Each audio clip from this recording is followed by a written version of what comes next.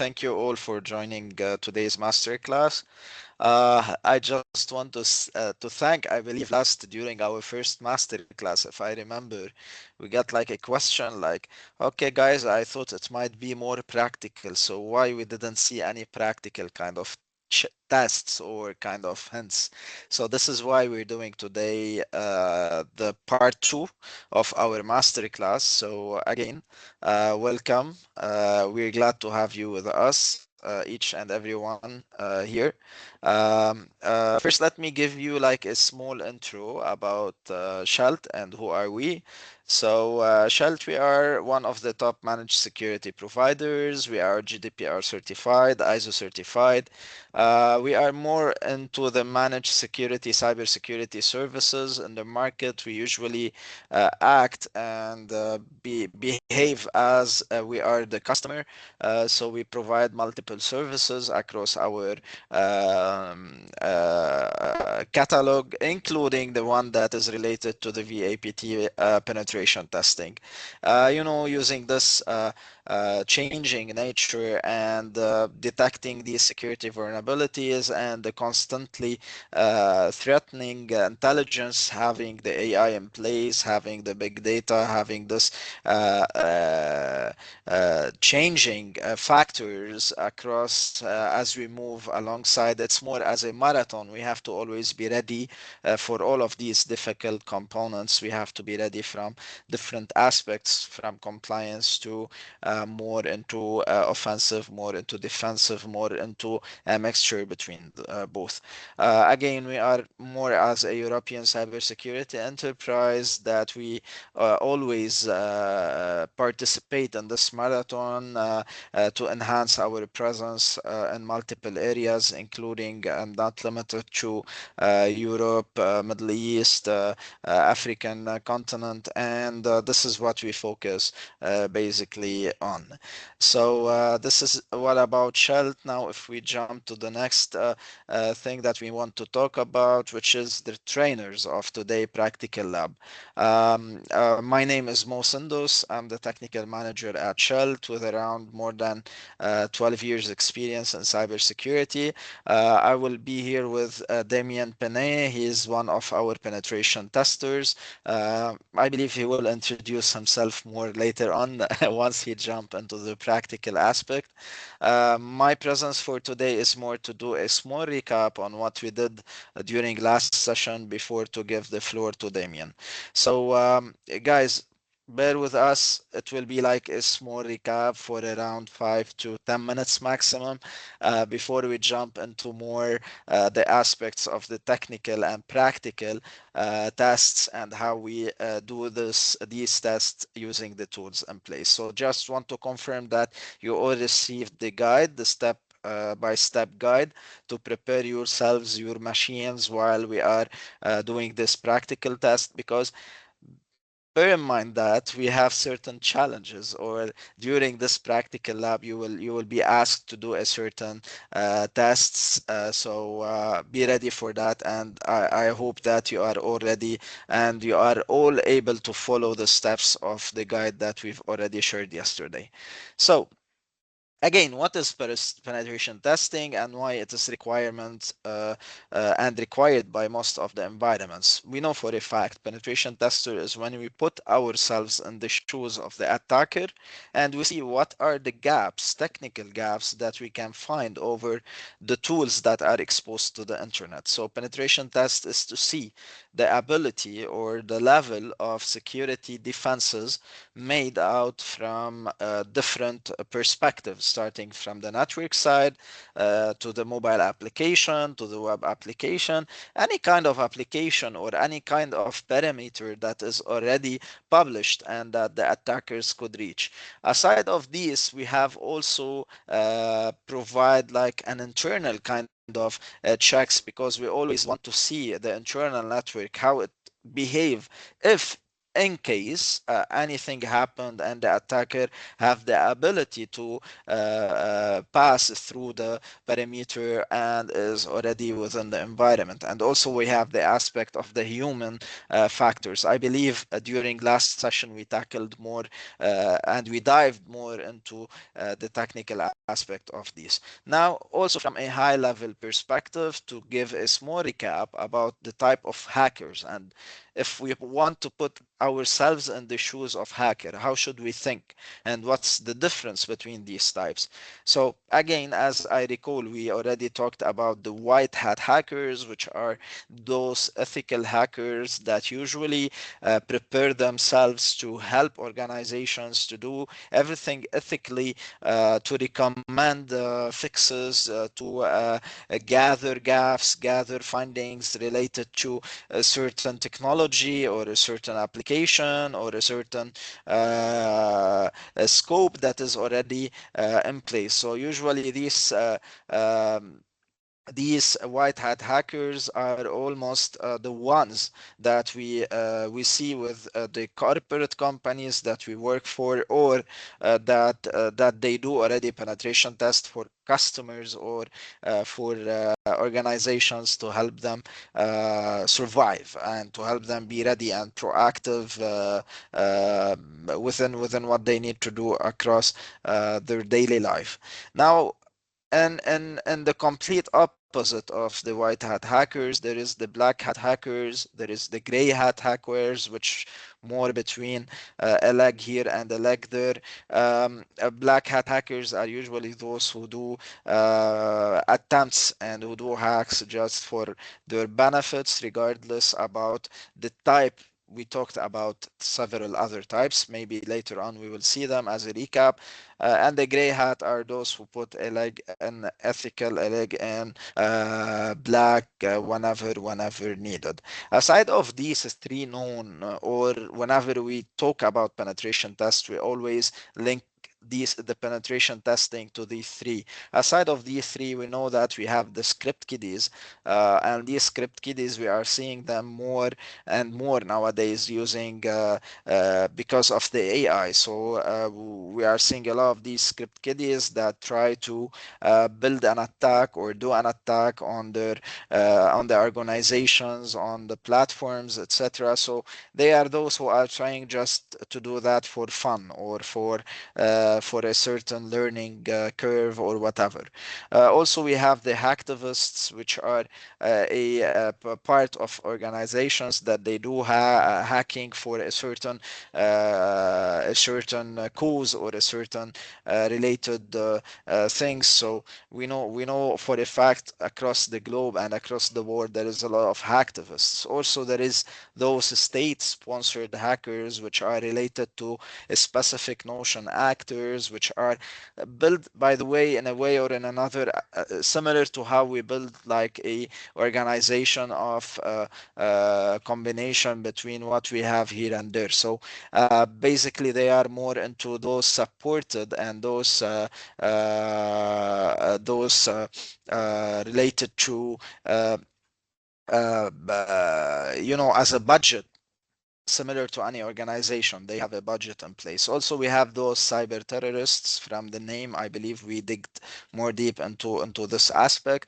We have the insider threats, and this is why we focus around the internal networks whenever we try to do any penetration test. We have the red hat hackers, which are those hackers that they try to do the attack passively and actively from outside without knowing anything around what we have in place. And finally, we have those green hat hackers. Also, we talked about those who are always trying to dig and to know more about the aspects of it. Now, these are the types of hackers from a high level.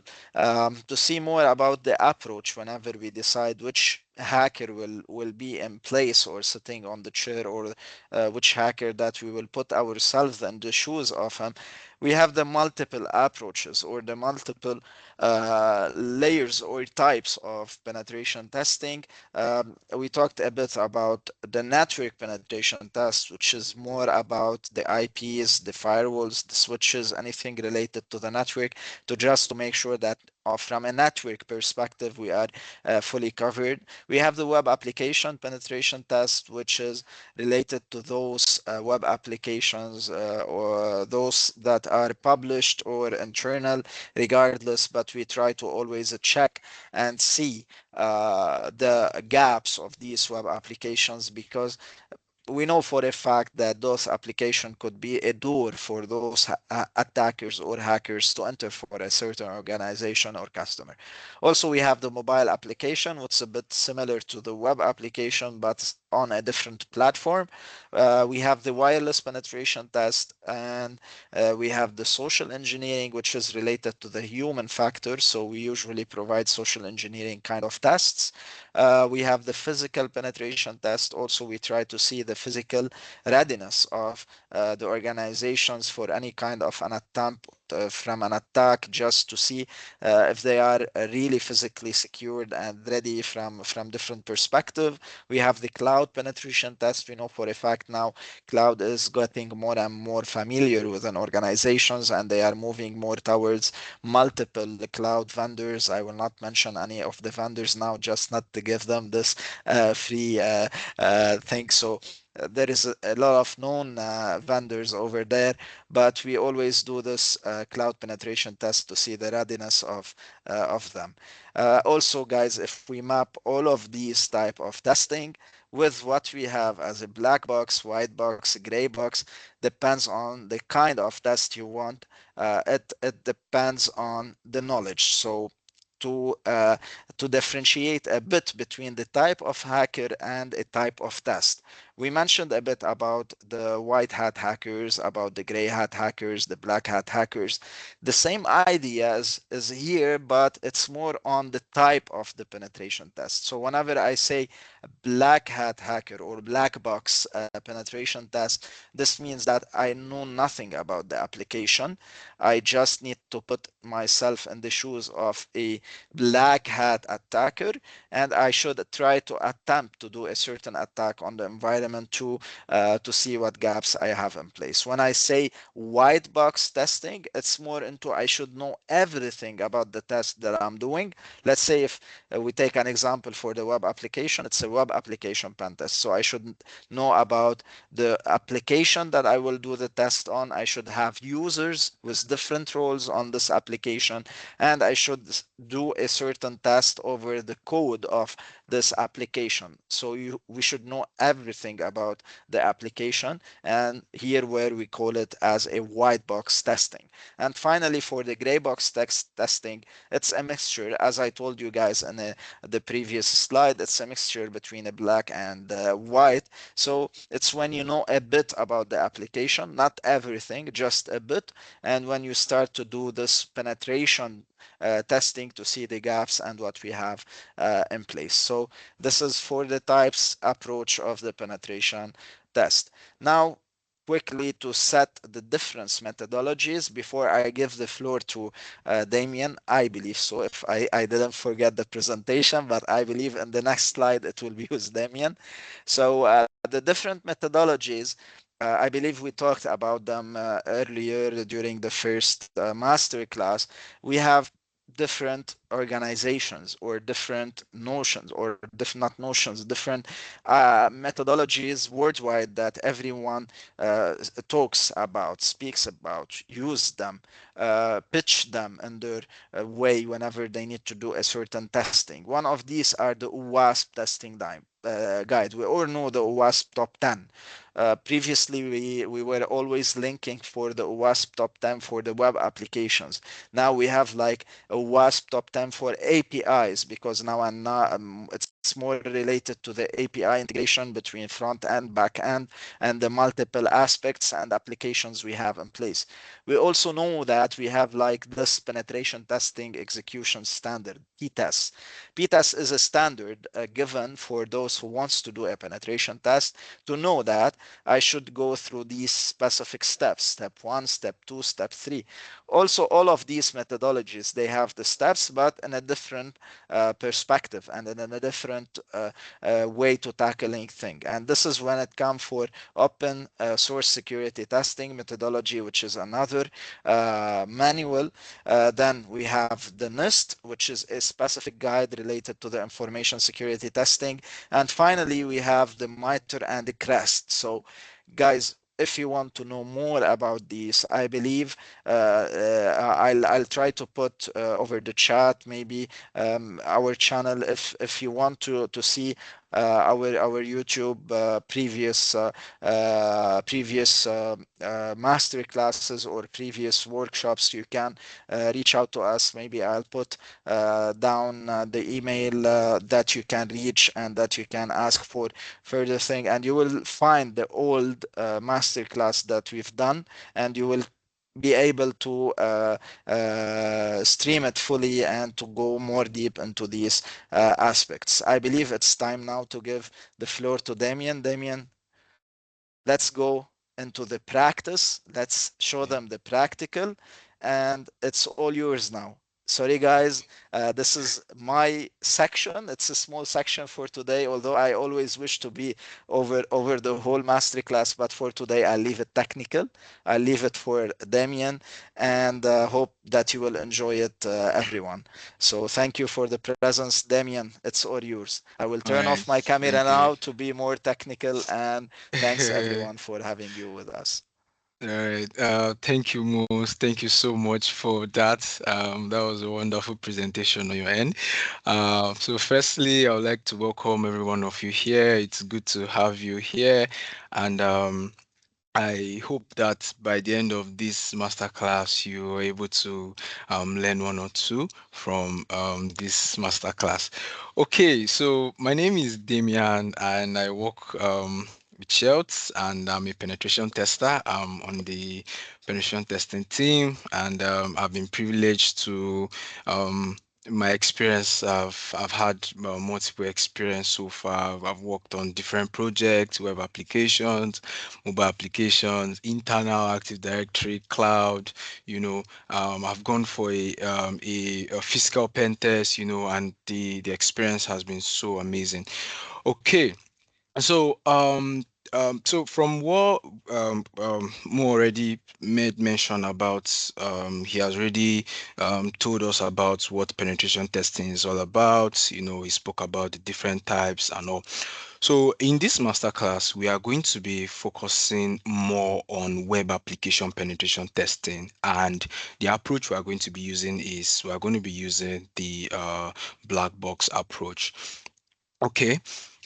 So let me move to next.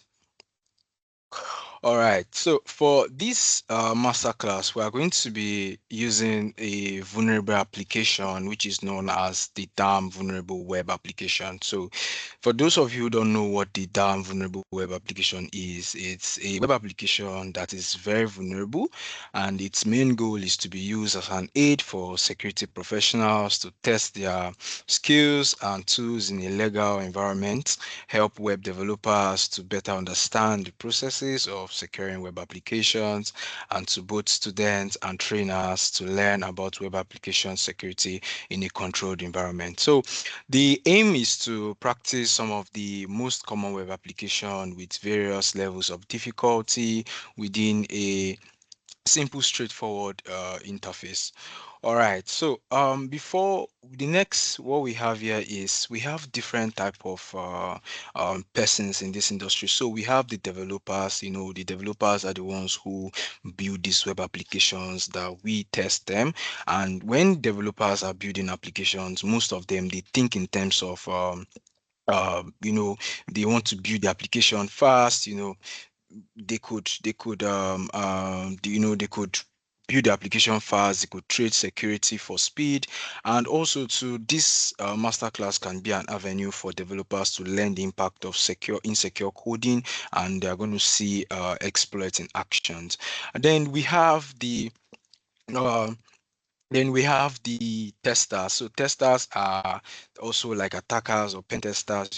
We tend to probe for assumptions. We tend to look at what functionalities exist. We are trying to look for the unexpected. We try to look for both input and output. We're trying to see what we can manipulate, and also to in this lab they could use the DVWA to practice manual and automated techniques in a realistic but a safe environment. Then for the business managers, in this masterclass, they can understand how a small coding flaw can lead to a major breach.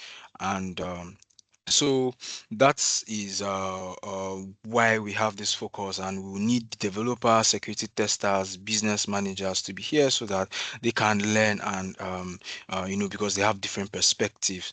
And one good thing about the damn vulnerable web application is that it bridges theory and reality. So now you are not just learning the theoretical aspect of the test. Whatever you are learning, you are going into the lab, you are carrying out that test and seeing how it works. And then you can try different stages of security. You have where you are testing an application that has weak security. You're also testing an application that has medium level security. You are testing applications that have high security, and then you are testing an application that has like every single or maybe an application that they recently conducted a pen test on, and you want to still test the application and see what you can find on that application. So before we proceed to the next, okay, hold on. Okay, so let's quickly talk about the agenda that we are going to have here today. We are going to be looking at SQL injection, vulnerability. We're going to be looking at the low and medium security levels. We're going to look at SQL injection, high vulnerability, which is going to be a form of like an assessment for us. And then we'll also have a walkthrough after that. We'll also quickly look at command injection. We'll look at the low security. We'll have an assessment for that. So we'll look at command injection, medium, local file inclusion. We'll have an assessment, and then we're also going to have a questions and answer session. Okay, so before I proceed on to the next, so I want to more of like throw a caution to us before we jump into the lab. So I want you to know that the DVWA, that's the damn vulnerable web application, is very vulnerable, and do not upload it to your hosting provider or public HTML folder or any internet facing server, as they will be compromised, and it's recommended to use a virtual environment. And that is why we have provided you a lab guide so you can follow and don't expose your organization's network to the public internet, because if someone should compromise that externally, then they have internal access to the organization. Okay, and due to time constraints, we are just going to be looking at three vulnerabilities that affect web applications. As Mo already mentioned, the one of the methodologies we use when testing a web application, we'd like to follow the OAuth Top 10 guide, and when it comes to web app and APIs. And so, but for this masterclass, we'll just look at SQL, look at command injection, and look at local file inclusion. Okay, uh, so let's quickly go to our labs, and I expect that by now you guys must have received the lab guide, and I'll go ahead and start my virtual box now and spin up my Kali Linux and spin up the DVWA lab. Okay, so permit me, give me a second. So this is what you are going to have. You are going to have your virtual Oracle VirtualBox Manager. So once you open your VirtualBox Oracle Manager, you want to click on the Kali Linux image that you downloaded, and you want to click on Start, and it's going to spin up. Just give it a couple of seconds. It's going to spin up.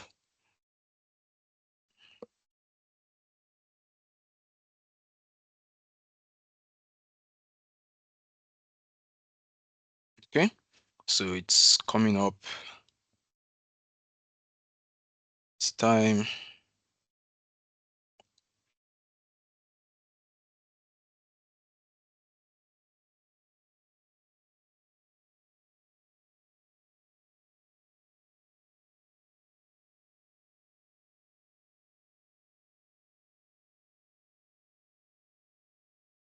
So this could take a couple of seconds.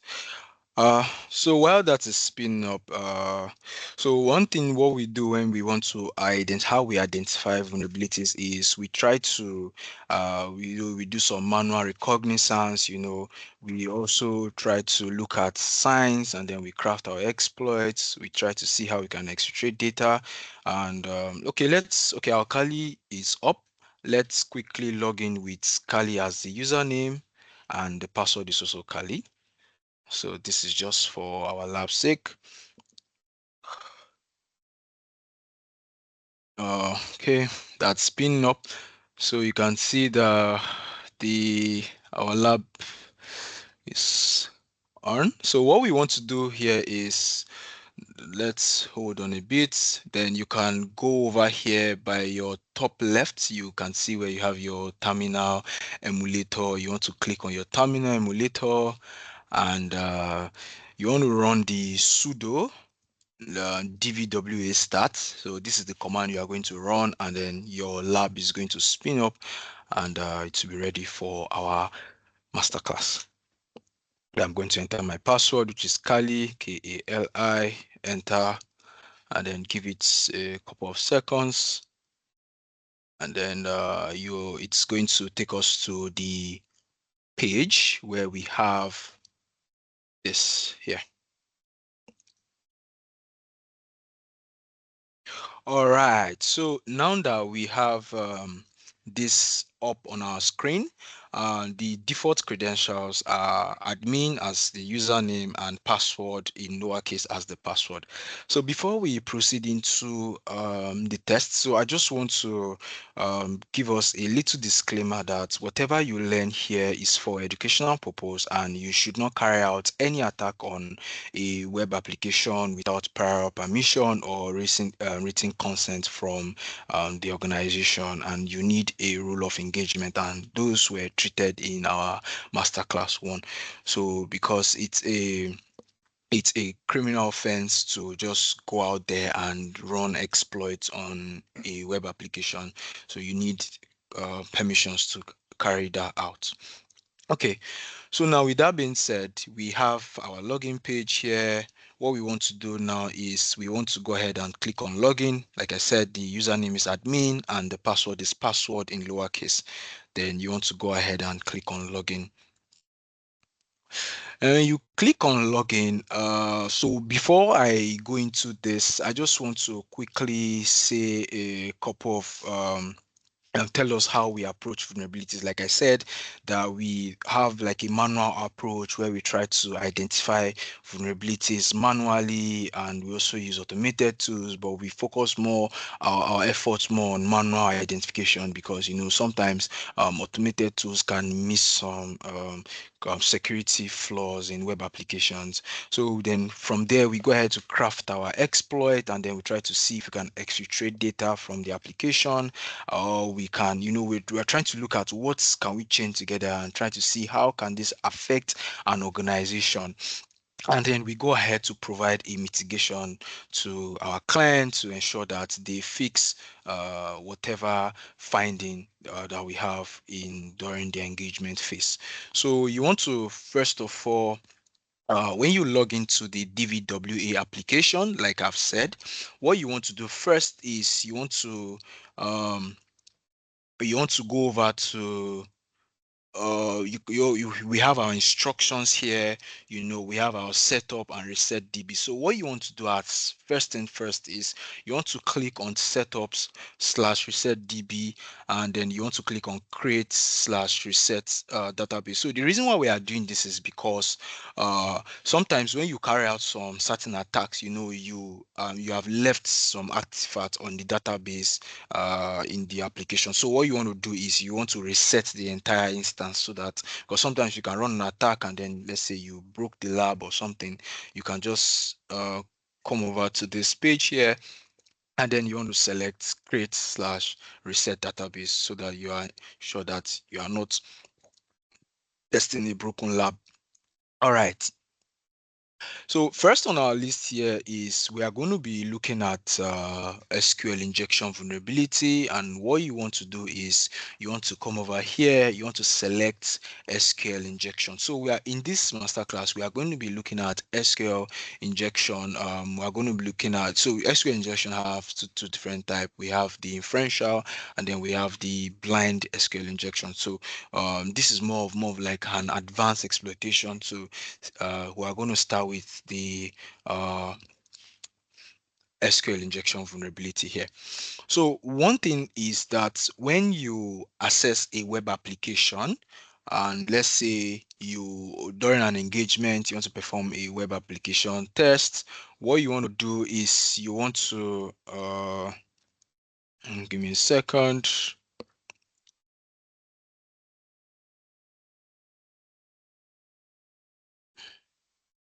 Okay, so we have the SQL injection here.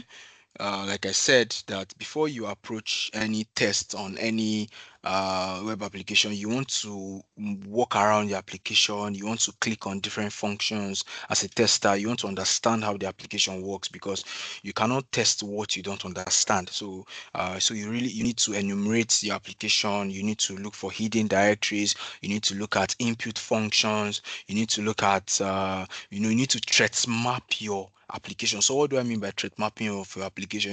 You want to look at what are the possible areas in which this application can be affected. So you want to start from the login page, you want to look at the landing page, you want to look at where users, if users can comment text, if users can search, perform queries on the application. So you want to work the application. If possible, you can jump on a call with your client, with their developer, and try to ask them a couple of questions just to understand how the application will work. So um, that's that. And then the another thing again is you want to intercept every single traffic as you are going through the application. You want to use a tool known as Bobsuit, which is going to help you intercept traffic while you are walking through the application. So it's passively captures all the requests in the background, and which we are going to be looking at Bobsuit shortly. And then we'll see how we can use that to also carry out some basic security testing.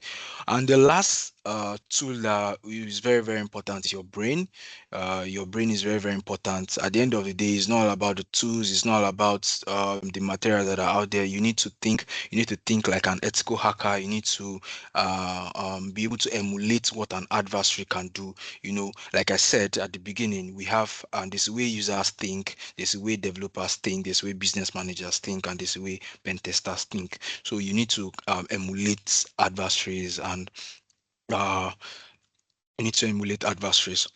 All right. So without wasting much of our time, let's jump to our SQL lab. So let me quickly tell us what SQL injection is all about.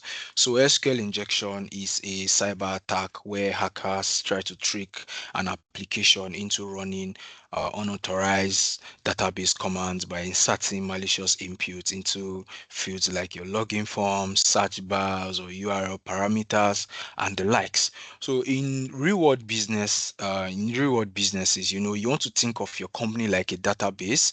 Think of your company's database as a locked filing cabinet containing sensitive records, information, customer record, financial transactions, employee data, and the like. So normally as a staff, you must follow strict rules, and these strict rules are known as queries. These strict rules are known as queries. So meaning that before you access that database, you need to follow a certain rule. You need to take permissions, take some certain queries to access that database.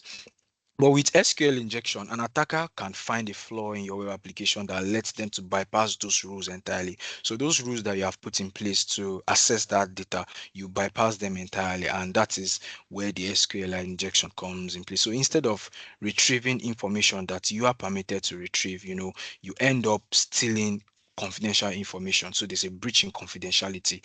So you end up stealing customers' information like PII, customer name, credit card details. You can also go ahead to manipulate data. That's a breach in what in integrity. And lastly, you can also gain full control of the system depending on the exploits that is available, depending on the severity or the criticality of the SQL injection as of when you are performing that. Okay, and this type of vulnerabilities can lead to data breaches, regulatory fines, reputational damages, loss of customer trust, and the likes. So we are going to be seeing that in our lab now.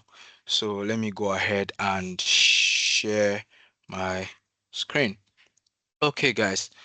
So now we have the applications pinned up and we have a user ID functionality here.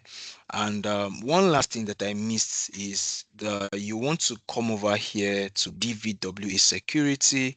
You want to click on DVWA security and then you want to change it from impossible to low.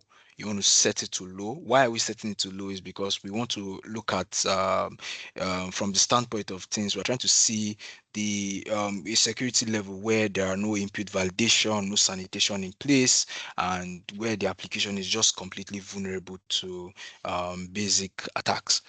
So let's go to SQL injection and we have a user ID parameter. So one of the first things we want to do is we want to understand what is this user ID parameter doing. So I can go ahead and impute, let's say 1, and then click on submit, and oh, we have something. It's giving us data 1, and imputing 1, it gives us data and we have 1. So how about let's try 2.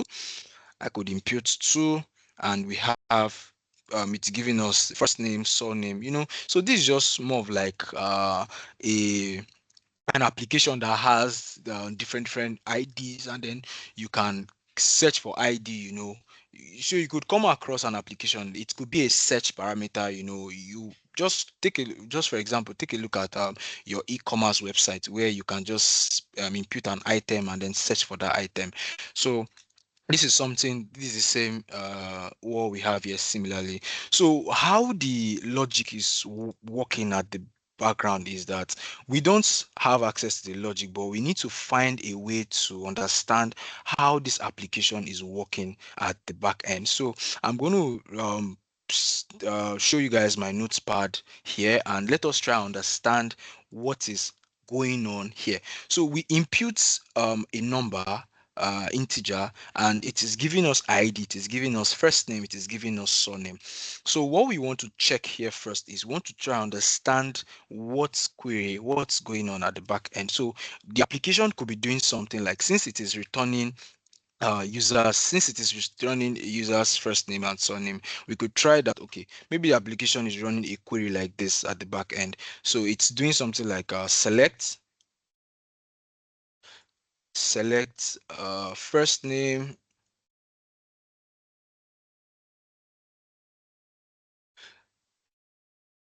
surname from users where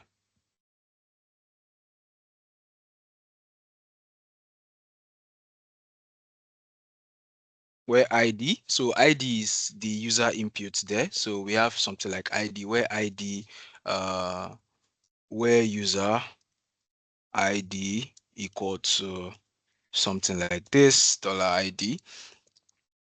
So at this point, we are not sure of what is going on at the back end. We don't know what is happening, but we can take an intelligent guess. We can take an intelligent guess. We can try to understand. Okay, that if this is what is happening, I hope you guys can see my screen clearly.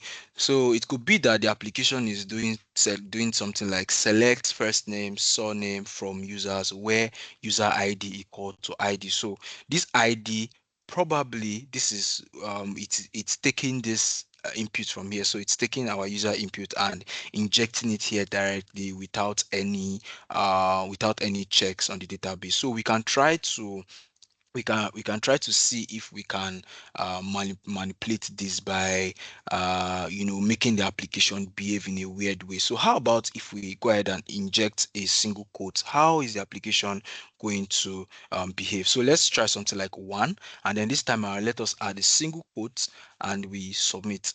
And when we submitted that, we saw that the application behaves in a weird way, and which is unusual. The application is not meant to just give us this blank screen. So this kind of tells us that oh, maybe something is going on here, or maybe the application is not knowing how to handle this request properly. So we could try adding an extra single quotes again. Let's add a single quote again and submit. And this time around, we got a positive response. So it means that the application, what's happening is, let us go back to let us go back to this query here. So this is what is happening. So I'm going to copy this, and we impute something like one, and then we added a single quote. So this broke the application because we added a single quote here, and this broke the application. Then when we added an extra quote again, the it succeeded because the application is going to read select first name surname from users where id equal to one. You can see one is in quotes, and then this is an empty quote itself. But when we had only one single quote, this quote was more of like a syntax error. So the application did not know how to handle that error, and that's why we had that blank page. So this is just more of like an intelligent guess.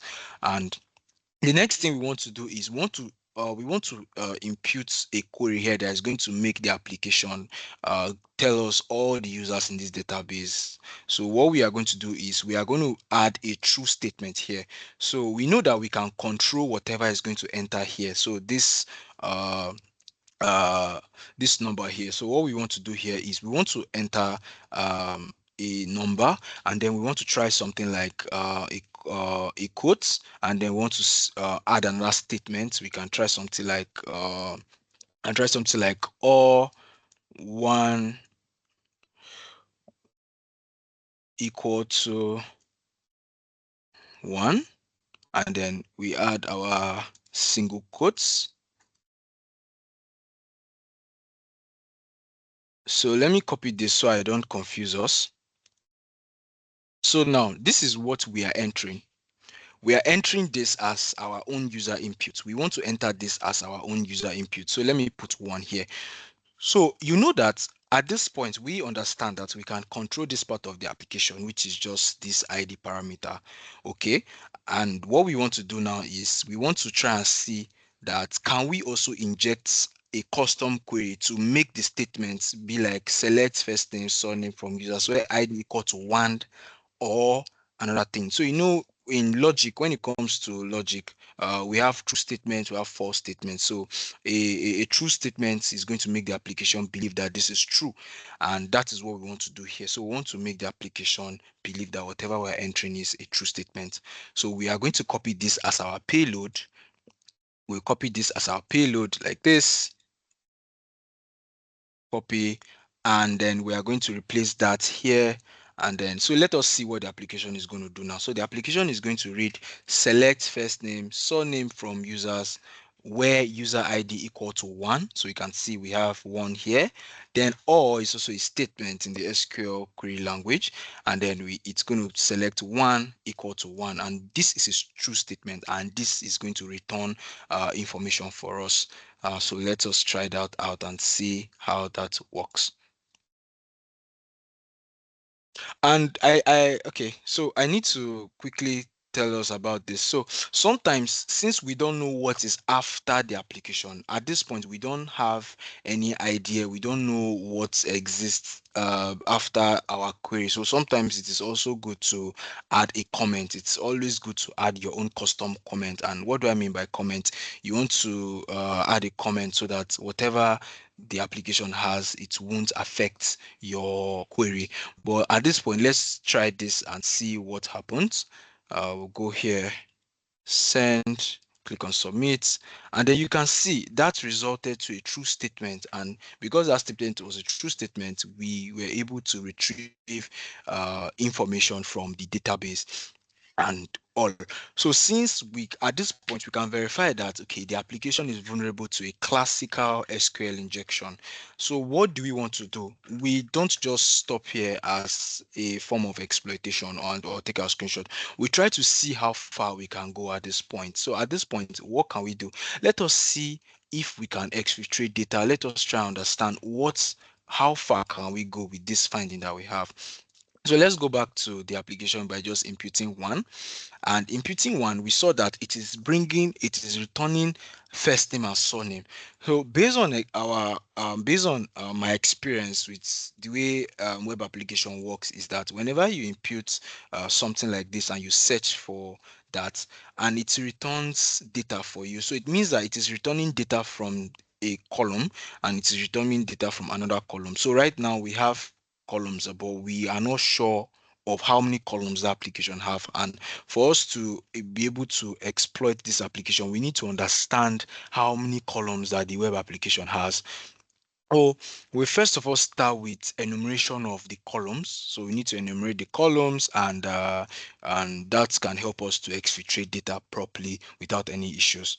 So first thing we want to do is let us go back to our notepad, which is very handy.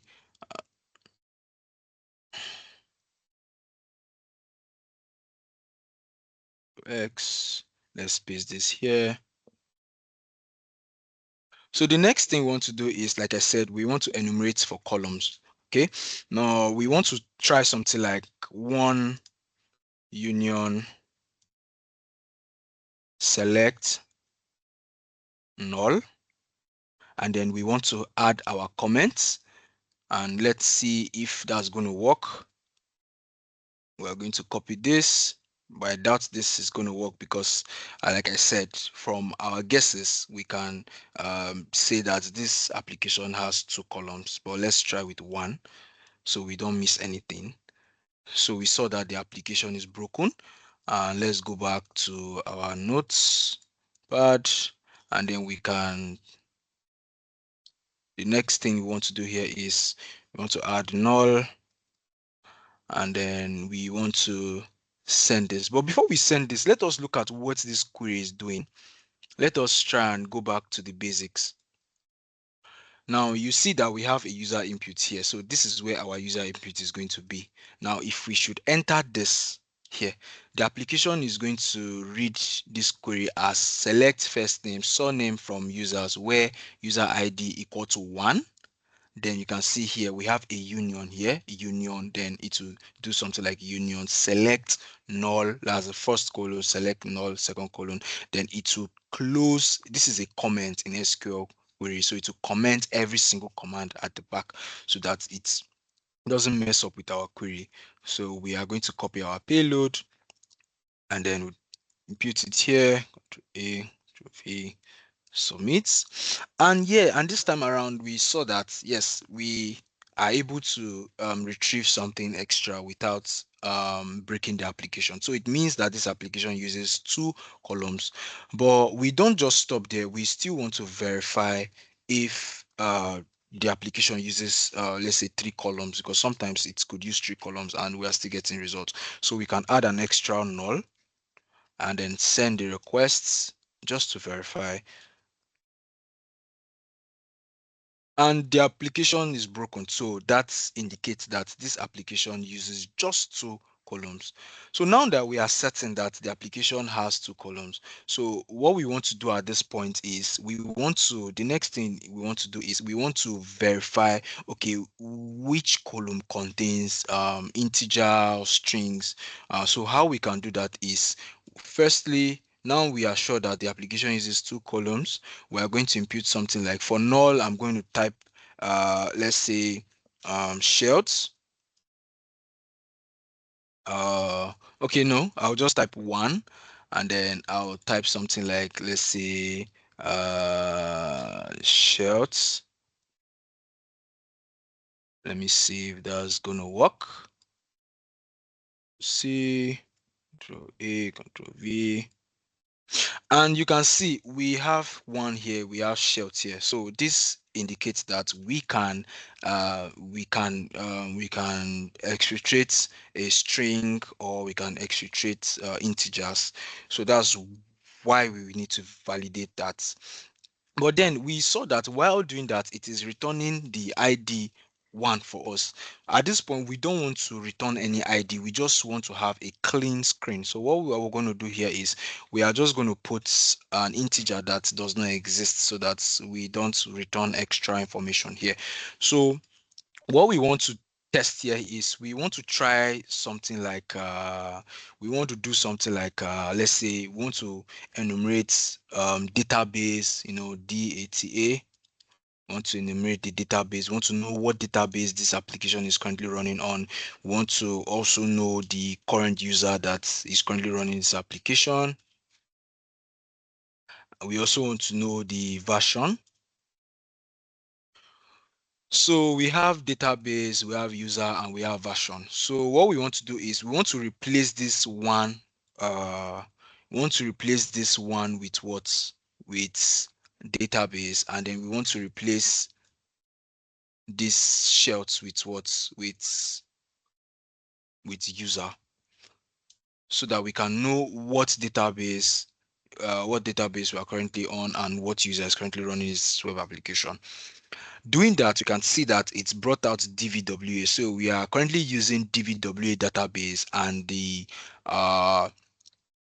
current user that is running this application is the dvwa user. Next, let us try and see what version is this application currently using. So I can replace this database with null because I don't want to return any value there, and replace this user with what? With this at version. So I want to copy that and then try to paste that, submit, and then you can see that the current version is MariaDB 1 plus B1 from Debian. So now we are sure, now we know what type of database we are up against and all. Now, for us to exfiltrate data, we need to enumerate the current tables that are being used in this web application. What tables are available? We need to know what table is available. And for us to do that, we need to craft our query. So for us to craft our query, we need to use something like, let me type that. We have, let's just put 11. Can do union select table name. Can try table name null. We don't need any data there. From information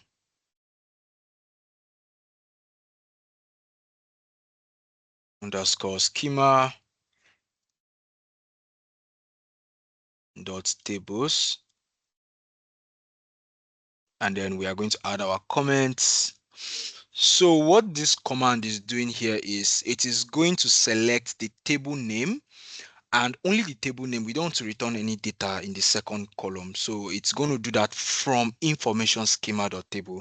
So the information schema.table is it's something in SQL database. It's more of like a standardized system. It defined the schema. It provides a way to access metadata about objects within a database. So that is why we are saying that, okay, among your in the metadata tables, just fetch us all the table names that are currently available here. So that is what this command is going to do. So we are going to copy that. We want to paste, and then we want to hit send. And then now it returns all the tables for us in the in that database. So we have all plugins, applicable rows, character sets, and all. But all that is not important to us. We are after something. We are looking for something that stands out. So while going through that, we have the user role, user table. So this table looks more interesting to us. It means that this table is going to contain two columns, most likely maybe usernames and password. At this point we are just trying to guess, and we don't know how the structure is, but from our enumeration, proper enumeration, this can help us know what to check for. So now that we have the users table, we have the users table here. You can see that we have the users table here. Let's go back to our notes. Now we are sure that we have table equal to users. So we have the users table here. Okay. Now the next thing we want to do is under the tables,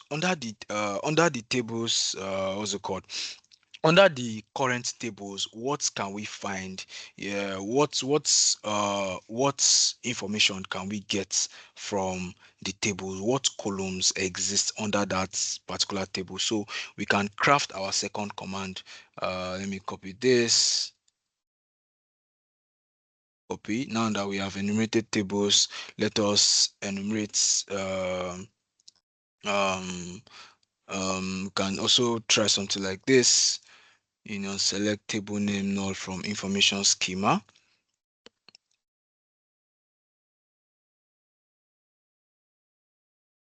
Can try where table underscore schema equal to database, and then do this, and then we want to, let me expand this a little bit. So this is basically doing the same thing.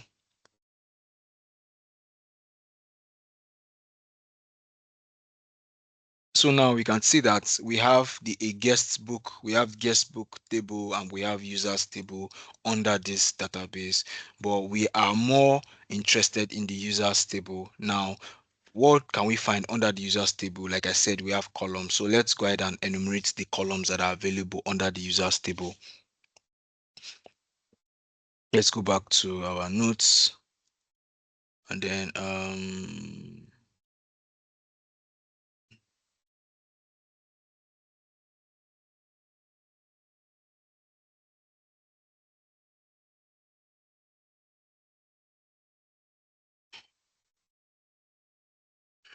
okay. So we have our table enumeration. The next we want to do is we want to do uh enumerating of columns.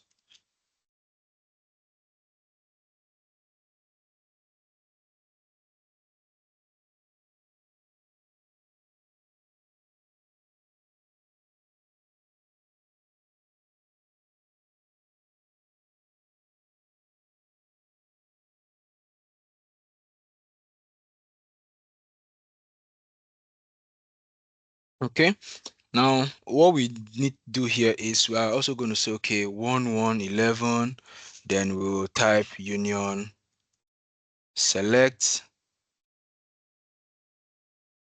column name,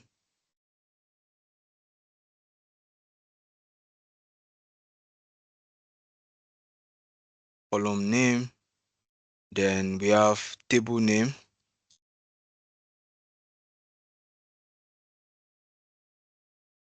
table name, we have union select column name, table name from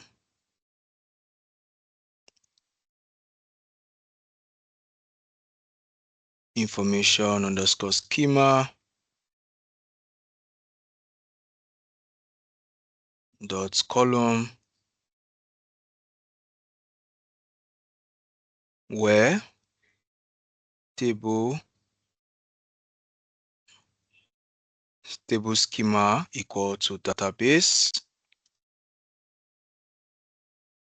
Then we add our comments.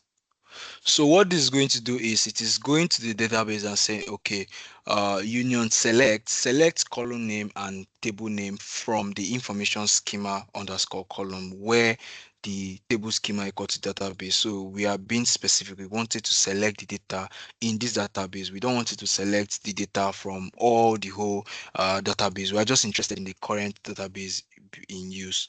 So here we already know that we have the users table here, and then let us see for column enumeration what columns exist under the table users. So we copy that, we go back there, paste, send, and then yeah, this is broken. So why is it broken? It means that we have a typo somewhere. So let's go back to our payload and see what we did wrong. So we have union select column name on the table name from information schema. Okay, so she So see where we have our typo here. So I spelled this wrongly. So let us send that again.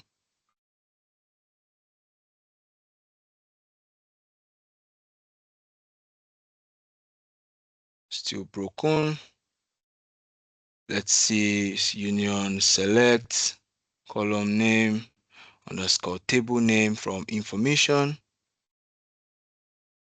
ima.columns, where table, oh, this is table underscore schema, not tables. Okay. If send, and then yeah, we can see that we have all the columns.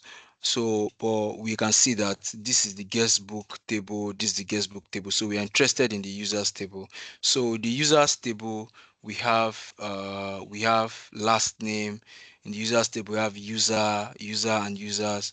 We have password, we have avatar, we have last login, we have field login. So what is most interesting here for us is we have password and we have what, and we have user. So we are more interested in user and we're interested in password. We are not interested in any other information that we got. So let's go back to our notes, and then so we have here as we have user and we have what's password. So we have user and we have password. So now that we have been able to now that we have been able to enumerate the database, we have been able to enumerate the tables under that database, and we've been able to enumerate the columns. Now we have sufficient information to extract the dump credentials. So when I mean dump credentials, I mean to extract information from the database. So let's do that. We have dump data. So to dump data, we are going to use a new query. Now, this is going to be very straightforward. Stick it 11. You could use any integer. Why we are using is you can use 11, you can use anything you want. Why we are using that is because we don't want to receive data from the application. So that's why we are just using any random number here. So we could use something like this, and then we could do union select user password from users table, and then we are going to comment that. So we have this, select user password from users. So we're going to copy, and then we put this here, send, and then boom, we have successfully retrieved all the users in that database, and we have also retrieved their hashed password. So the way SQL works is that when users create their accounts, they don't put their password in plain text. So meaning that their passwords are being encrypted. So it's being converted, it's being hashed. Sorry, not encrypted. It is being hashed, because encryption, you can reverse encryption, but when you hash something, you don't reverse it. So uh that's that. So but now, having only the hash of these users, we have the admin user, we have the Gordon, we have 1337, this leads, we have Pablo, we have Smithy, and then we have their hashed password. But this isn't what we want. We want to have the plain text password of this user. So that is where we can quickly copy this. We can copy this, and then we can go to our terminal and quickly create a file known as, you can use nano creates.txt. Nano is a note, it's an editing tool on Kali. Then we can do this, and then we can save, And then if I should cut create, you want to be saving the information that you get. Now, what I want to do is I want to extract only this hash. I don't want all this information. So that is where your command line basics skill can come in very handy. So what we want to do here is we want to remove the first name. We want to remove this ID. So we can do grep minus v, and then we can type something like first. So it's going to remove every line that has first. Every line that has first name is going to remove it. So now we are left with ID, we are left with surname. Then we can go ahead and also say grep minus v, and then let's say ID. We don't want anything that has ID. And now we are left with just the hashes, but we have surname here. How can we do that? We can also pipe that again and use another command as cut cut minus d for delimiter. We want to separate this column here. We do that, and then by what? By 1, and then enter. We have surname. I'll just increment this to 2, enter, and then you see that we have the what's it called, we have only the hashes. So here I can just copy hashes alone. I can quickly go to my browser. I can search for crack station. uh you can use a platform like CrackStation. So CrackStation is an online platform that has leaked hashes, a lot of database, a lot of credentials that have been exposed from different sites, different compromises. So they try to crack those passwords, and then they are publicly available.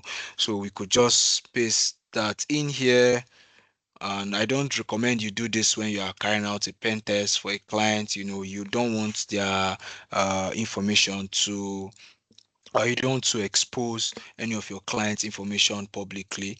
So this is just for test purposes only. You don't crack your clients' hashes using a public application like this. You do that locally in your own lab. So we can just select I'm not a robot, and then we can click on crack hashes.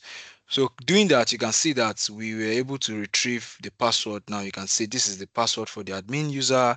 You can see the another user is using ABC123, another user is using Charlie, let me in, and password. So now we have been able to successfully retrieve these credentials. Okay, now that this was pretty straightforward, this was direct. So what we have here is we have our we have our slides. We already looked at low security, where there was no input validation, no sanitation, completely vulnerable, and lacks any security measures. So what we want to do here now is we want to look at a medium setting. We want to look at a medium setting because you need this information for your assessment, so that you can know how to approach it and how to test it. So for the medium setting, we have a security level that is partial or naive security controls have been applied, basic input filtering, simple blacklist. This security level is mainly to give an example of bad security practices where the developer has tried but failed to secure an application. It also acts as a challenge to testers to refine their exploitation techniques, introduce bypass techniques beyond copy and paste payloads. So for this, we won't be going through the entire phase of identification and full exploitation. We'll just show you that okay, this payload could work, this could work, this could work. For your assessments, you are also going to do the same thing. So what we want to do here is we want to go to the DVWA security. We want to change it from low. We want to select medium. We click on submit, and then we go back to SQL injection. And then now we are faced with another type of application. Now we have a drop down uh, menu where you can just select one, click on submit, and then you have your answer. You click on two, click on submit, you have your answer. But now you might be wondering, whenever you click on one and you click on submit, you can't edit anything here. You can't inject any parameter here. Why is that? This is because the request is, this isn't a get request. So the application is utilizing a post request, and post requests are not being displayed on the URL. That's the URL here.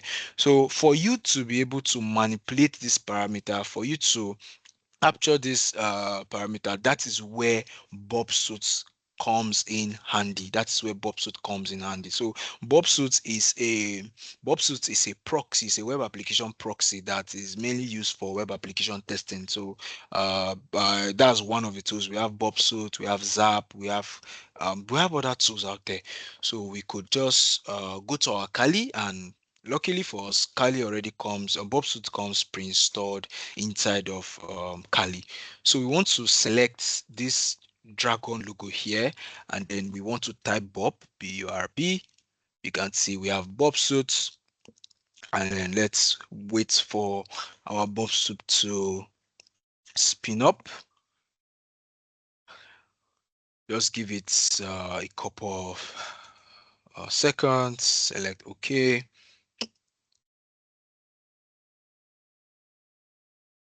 Okay, it's still coming up. Just give it time. It's still coming up.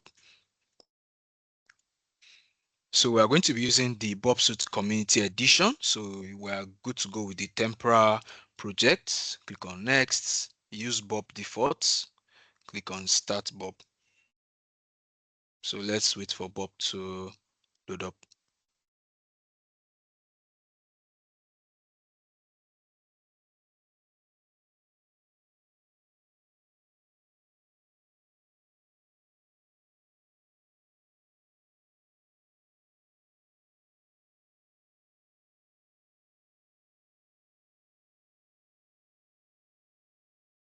So while testing web applications, I what we always do is, it's always recommended that you start your Bob suit and make sure that you are intercepting every single traffic that is going in and going out of the web application you are currently interacting with. So what we do here is, I'm going to go what you want to do here is, you want to select proxy, you want to click on proxy, you want to click on open browser. So why am I using the in browser? So the reason why it's always recommended to use the in browser of Bob Suit is simply because it saves you the stress of having to configure extension. You know, sometimes the extension captures packets or traffic from other web applications that you don't have any business with, or sometimes it can even run some passive scans on some certain link URLs that you don't want those scans to be done on, especially when you don't know how to set up the scope properly. So you want to copy the link of the application you are testing, you want to copy the URL, then you want to go to the Bob browser that just opened, that's the Portswigger browser, Chrome browser. You want to click on paste and go, and then allow it to search. So I'm going to lay my screen this here by this side, and then I'm going to log in with admin as username and password as password. So click on login, and then we have that. So when this spins up, you want to click on back to your Bobsuit. You want to click on proxy, you want to click on HTTP history, and then you can see that we already have traffic are being captured. So every request that we are making within the application is logging that traffic here. So I like splitting the application so that I can have a dual screen, so I can focus on the application, and then I can also focus on my Bob suit. So you want to select this drop down here, and then you want to go to DVWA security.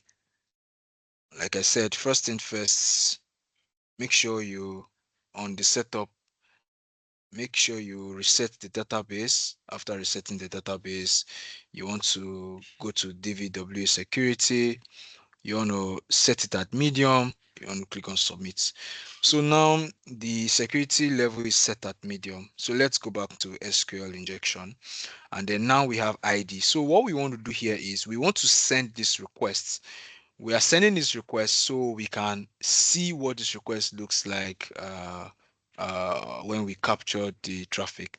So I'm going to select, let's say select 3, and then click on submit, and then we can see that we have a post request here. Now that we have this request here, let us go full screen mode so that we can properly understand what is going on. So I'm going to select this request. I'm going to right click and then send it to my repeater so I can play with the request and understand what's going on. Okay, so you can see here on my screen we have ID. So this is the ID parameter. Here is 3, and then we have submit, and then this is the request. So when we send this request, see what happens. Let me quickly increase the size of my screen so you guys can see my screen clearly. So I'll go to user interface, display. I'll increase the size to, let's say, 14.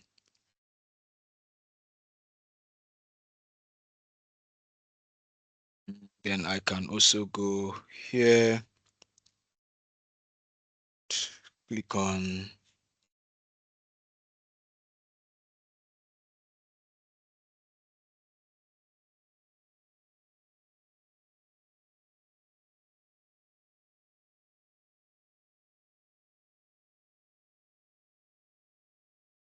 okay.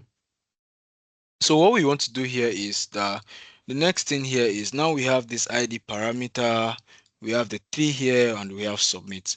So clicking on that, I can click on render, and then we can see the result of what we are currently sending. So that's taking some time.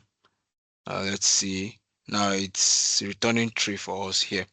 Now, what do we want to do? We want to see if we can try our basic payload. So if I should impute just one here and I send, you can see that the application resulted to internal server error. Let me try to send double quotes and see how the application. You can see that we now this the first technique that we used, the application is still returning internal server error. So it's just breaking. So it could be that the application does not want us to use this single quote. So we are testing the application using something like single quotes won't result to won't yield any result for us. But the fact that we impute a single quote, we sent the request, and the application returned internal server error, then that indicates that something is going wrong. So let's try different technique to see how we can bypass or try to see if we can return any data. So I'm going to select 3, and then I'm going to use this pipe. So this could also be used to bypass some of the filters. So it could be that maybe the application is just removing the single quotes or is doing something else. Let me see if I can, give me a second. Let me see if I can increase the size of my screen so it will be clearer for us. Let me see. I think it is sessions. Nope. Let me see. Okay, yeah, we have message editor. Then HTTP message display. Let me change it to, let's use something like 14. Okay. Aha. So I think that is much better. Now you can see here, I'm going to impute 3, and then with the double pipe, and then I can use something like plus sign for spaces because maybe the application is not going to accept spaces, and then I could do 1 equal to 1. So this is also going to return a true statement for us, and let us see if the application is going to give us anything. So I'll click on send. And doing that, you can see we succeeded. So we were able to inject this application with this payload here. You can see 3. This is what we used. Let me add that to our notepad. So So this is what we used. So you can see, so this is what we, so what we are telling the application, so this can also be used for or. So you can use or you can use something like this here. That's the double pipe sign. It's also represents or, and it works. And then why we are using plus is the space. So basically what we are doing something like this. We are doing 3 or 1 equal to 1. So this is what we are injecting. But because the application is going to filter, or the application is also filtering spaces, that's why we had to replace space with a plus, because plus is also used for space. When the way web application works when it comes to URL encoding, and then we can use the double pipe, and that is how we arrived here. So we'll just remove the or. So that's why we were able to get results here. So for us to retrieve data, we can use a payload like this to retrieve data. And let us use something like this. Let us do something like can do something like let's say our pipe can use plus 1 equal to 1 plus union plus select plus user password from users, and then we'll copy this and then impute it here, and then we'll send that, and let's see, and then send it. That you can see we successfully retrieve the information here. So how about we don't want to retrieve this information here on the Bob suite responder? So we can copy our payload, go to your proxy tab, go to intercepts, then go back to the application, which is this. And then before you click on submit, you want to make sure that you turn on your intercepts, that it's going to capture that request and hold it, so that it gives you the flexibility of quickly modifying the request that you are sending to the server. So I can just select, let's say 5, click on submit, and then you can see that it captured the request here. And then I will just replace this 5 with what, with our payload, and then click on what, forward, and then it's going to forward the request to the server. So now let us see what we have in our browser, and you can see this succeeded, and we have this in the browser instead. So you can see how Bob Suite can come in very handy when it comes to performing web application tests. It gives you that control of intercepting traffic between a web application and the web server, because whenever you make a request on your web application, the web application sends that request to a web server, and then this web server responds back to you. So but with a tool like Bobsuit, it gives us that that flexibility of intercepting the traffic, the web traffic between our browser and server, and then we manipulate those parameters.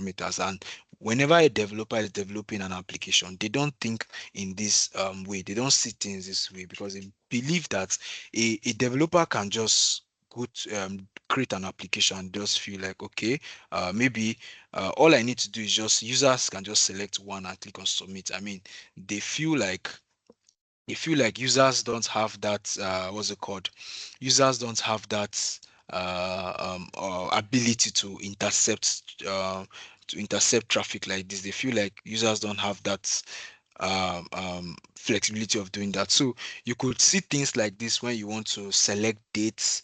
When you go to an application and they say, okay, you should input your date of birth, or maybe you want to book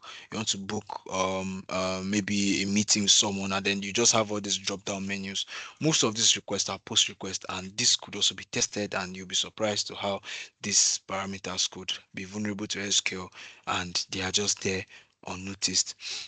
So that'll be that for the SQL injection demo for low and medium security levels. We are going to move on to the we're going to move on to the assessment. So the assessment is going to be for 10 minutes. The assessment is going to be for 10 minutes, and I want you guys to quickly use the skills that we have learned so far to try and see if you can just exploit. You don't need to go through the whole identification phase because I have already provided you with the parameters you need. You already have the table name, which is the user's table. You already have the column name, which is the user as a column, and then you have the words password as the second column name. So you just use that information to retrieve the information. So all you are just doing, you are just simply saying union select user comma password from users, and that's what you just need to do and to retrieve the data from that. So for the assessment, um, go to your DVWA security. For your assessment, go to your DVWA security, select this drop down here, select high, set it to high, click on submit. Okay, then set it to high, click on submit, then go back to the web application, which is SQL injection, and then you can see it's saying click here to change your ID. So when I click here to change my ID, it says impute. I could just impute one and I could click on submit, and that's all. So I just want you guys to try and exploit this application and let us see how far you can go. So you'll be given 10 minutes for that. And I'm going to um, share my timer now for you guys to quickly see how far you can go with that.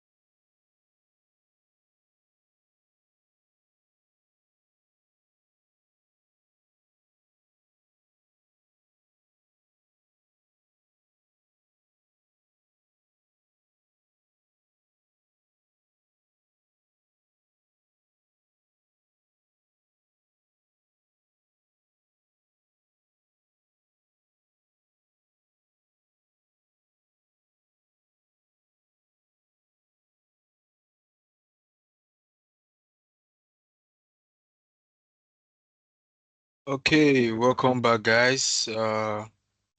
Hope we uh hope we're able to attempt the SQL injection hard assessment exercise. Okay, so let me quickly share with you my screen and let us see what we can do here. So the first thing, let us go to our Chrome browser, go to HTTP history. Then we're going to click that, and then we'll click on clear history because we want a clear screen. And then we go back to SQL injection. Then you can see where they said click here to change your ID. So we are going to go ahead and click there and click on one and click on send. And then let's see what the traffic looks like. So looking at that, oh, whenever we click on that, when we click on click here to change your ID and we select, let's say something like three, click on, let's say four, let's select four and submit. See what it does. It does two things. It does two things to us. So this is an example of what is known as a second order SQL injection vulnerability. So a second order SQL injection vulnerability arises when a user supply data is stored by the application and it is later being used by the web application. So whatever we're imputing here, whenever the application is trying to retrieve the data, it is executing the query that we are sending. So first thing first here, we see that when we analyze the requests, we see here that we have two requests whenever we send a request. So let's send this to repeater, and then let us send this get to what to repeater. So understanding the requests, the first request here is that you just get to send ID, just the same thing that we do. We just get to send an ID, and when you send an ID and you click on render, you don't retrieve, you don't get any information back. Then the application, when you try to view your home page, when you try to view your home page, you get data. So let me give you an example of what is happening. What is happening here basically is that take for instance, when you go to some applications, they'll tell you that select your favorite let's say movies. So if you are into action movies and you select action movies, the application recommend action movies for you moving forward. So that is what is happening here. So in the process of selecting that our ID is for and we send. So subsequently in the future, every request that we make is going to carry that detail that we have. So here, what we are going to test is we are going to test here using this cookie. You can see this cookie here. We are just going to inject a single quote, and then we click on send. We get nothing. Then we go back here, click send, and then using the same cookie, you can see we have internet server error. So then we can just go ahead and impute the same payload that we imputed the last time. We used let me just go to the notepad and then copy this from the medium level. Copy this.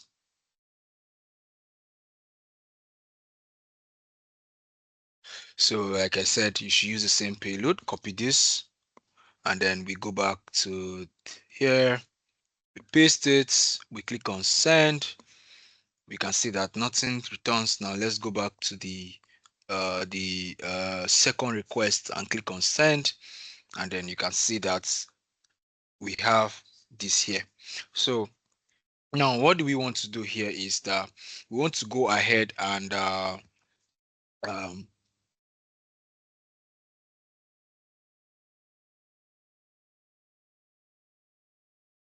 in a second,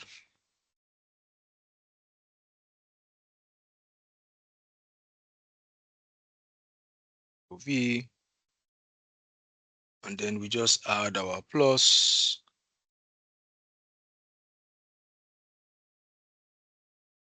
and then we click on send. And then here we have this.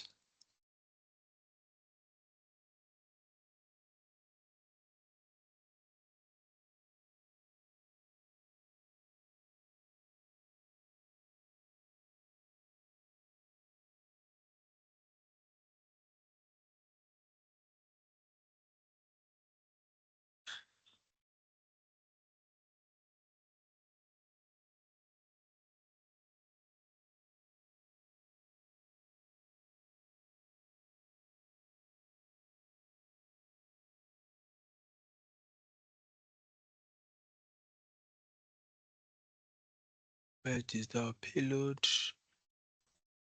Union select users here. Copy, Control V. Need to add plus, plus, plus.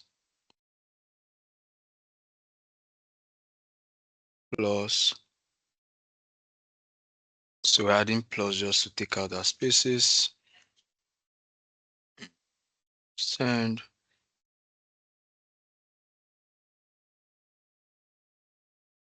So you can see that we were able to retrieve data from this application. And what we did was that we just needed to impute the payload that we used in our previous attempt. And when we impute the payload there, all we got was just, okay, that the session ID is this, that. And then we went ahead and used the same session ID to request for the home page, and then we got the execution of our vulnerability. So this is more of like you exploit on one page and then the vulnerability is triggered on another page that the web application uses or utilizes. So that is just an example of what it means by a second order SQL injection vulnerability. In the first examples that we did, we saw that whenever we input data, input value, when we send our requests, we get immediate response from the web application. But when it comes to second order SQL injection vulnerability, you can exploit the vulnerability. Let's say during the, or maybe when you are registering an account for the first time, you won't get any trigger, nothing. Everything works fine. Well, let's say after registering the application and then you want to go and check your profile, and clicking your profile, it's going to return your name, and that um as it's returning your name, that is where the vulnerability gets triggered. So that is that for SQL injection, uh, second order vulnerability. All right. So moving forward, we are going to be looking at the next that we have on our list here. We have um, the next vulnerability that we're going to be looking at.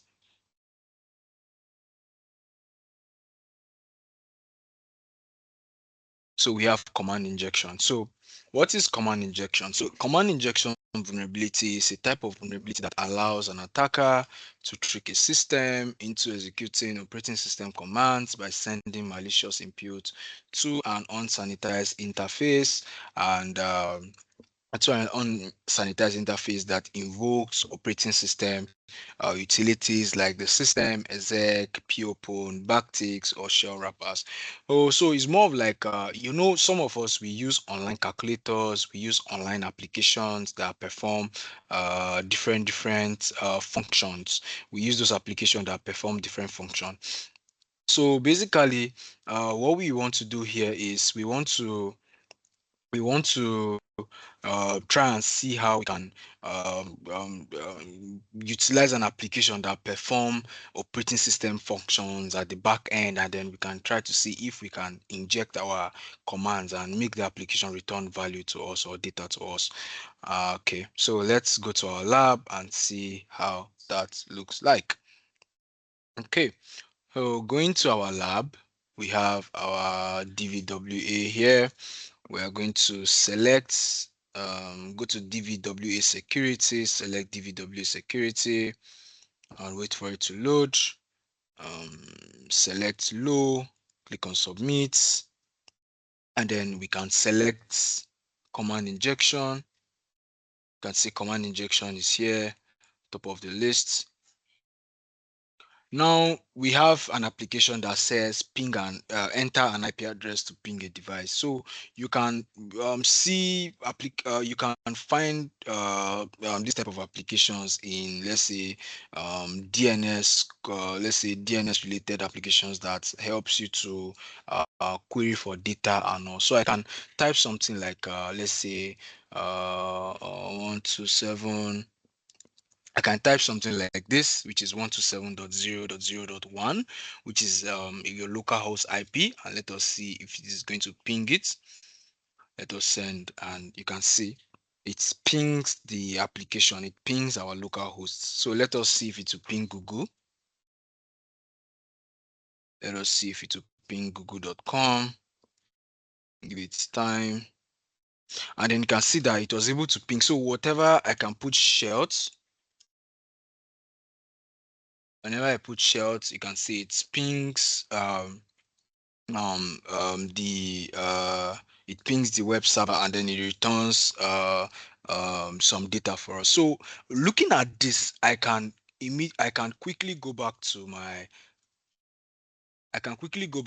terminal. I can tell you that the application is doing something like this: ping minus C4 minus C4 then user input.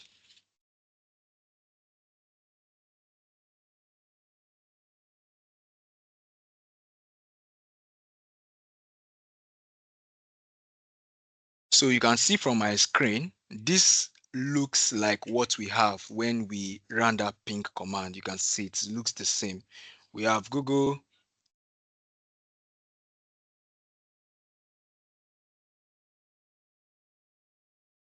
You can see it returns this for us like this. So we can tell you that this is what the application is running at the back end. So how about we try something like this?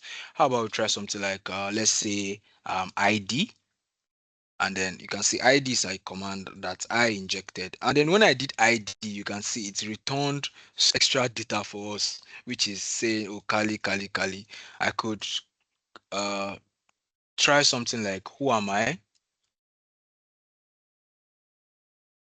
Let's see, the data is going to return, and then you can see it return Kali. So it means that if we inject the application with something like Google and who am I, it's going to return data for us. So let us go to the application and send google.com who am I. And then you can see it return dvw for us. So now we have an injection, we have a command injection there, meaning the application is not filtering our user inputs. And then we can run, let's say something like ls. Ls stands for lists, so it's going to list the files that are there. Now you can see we have the source file folder, we have the index.php, and also from here an attacker can go ahead and inject custom commands and run commands on the operating system.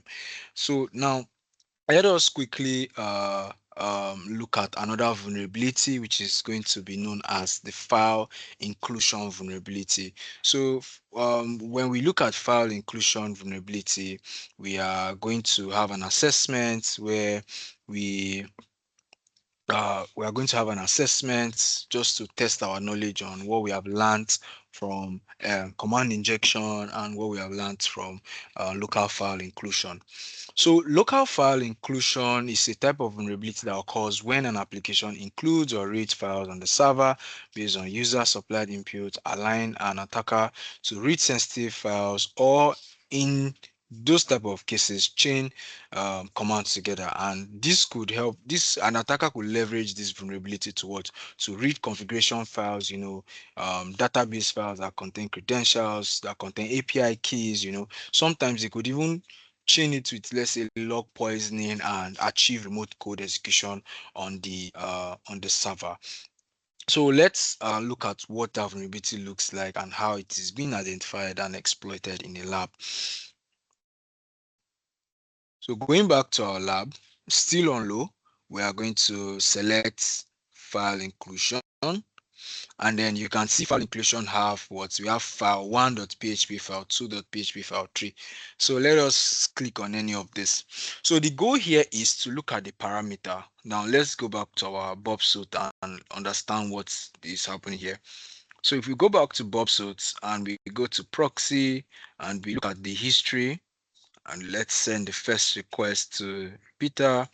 Now you can see here, whenever I send this, we have get vulnerabilities /fi /question mark page. equal to file1.php, and then it is returning this file for us, which is the file1.php, and it just has this. How about I try to perform something like directory traversal to see if I can include other files? I can do dot dot slash dot dot slash dot dot slash dot dot slash dot dot slash dot dot slash etc password. So this is a file on Linux that contains what's it called? That contains usernames found on Linux. So this is what it looks like. If I should run this command like this, hit enter, you can see that we have data because of the way path traversal works. It's going to go back to previous directories and then try to look for this file and run this file. So in this case, we are going to do the same thing here and see if the web application is going to return that type of file for us.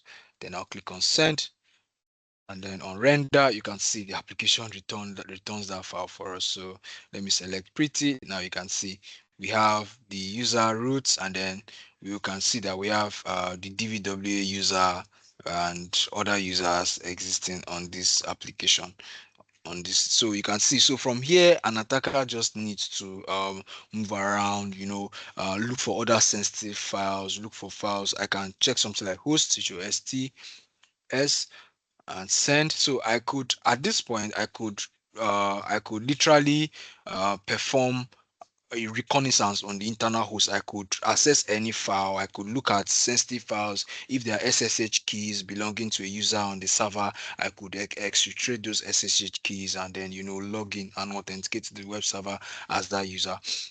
Okay, so that's that for local file inclusion.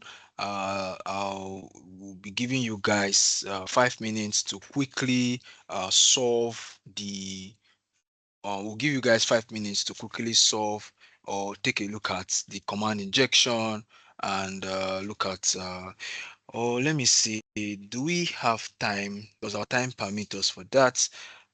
Okay, let me check in with Mo to find out if we still have enough time to carry out the uh assessment Uh, for I LFI. believe, Damien, we can give them the Q&A for now just to get the Okay, questions, and maybe they can do it.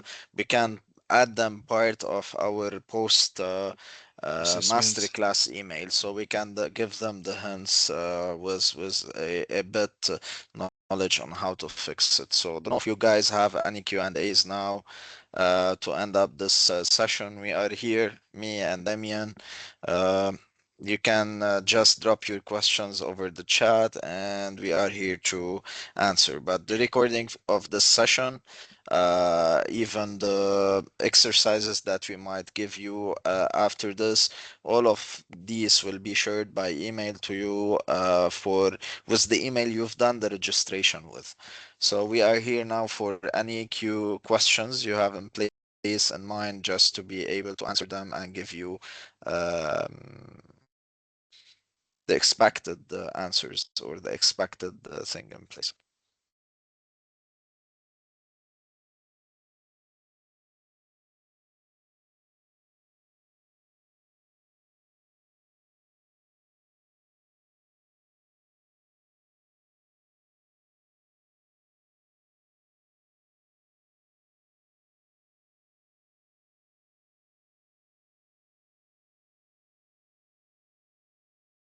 Okay.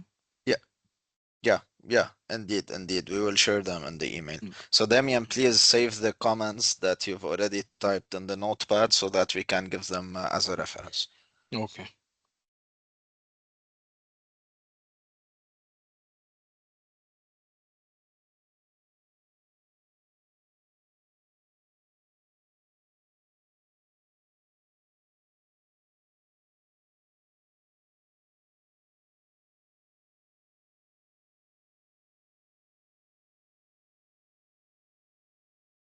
Okay. Okay, so I believe no more questions. So, Damien, thank you for this technical and practical knowledge around what we can do over on my side. We'll just keep on practicing for now. Yeah, yeah, indeed. It requires a lot of practice. It requires a lot of knowledge. As you've seen all that during the session, one letter could give you like a no response for any of your attempts. So it requires a lot of experience. It requires a lot of practicing for you to be able to achieve and to know exactly how the steps should be one after one.